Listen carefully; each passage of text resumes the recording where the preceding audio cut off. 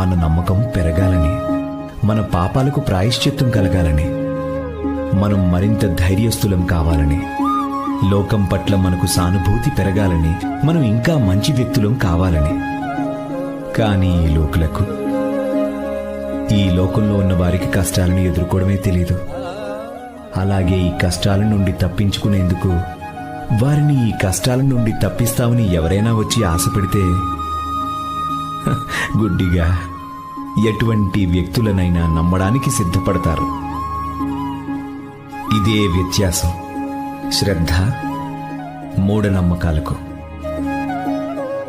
శ్రద్ధ మన మీద మనకున్న నమ్మకాన్ని పెంచుకోవడం నేర్పిస్తుంది. మన జీవితంలో సంఘటనలను నమ్మడం నేర్పుతుంది.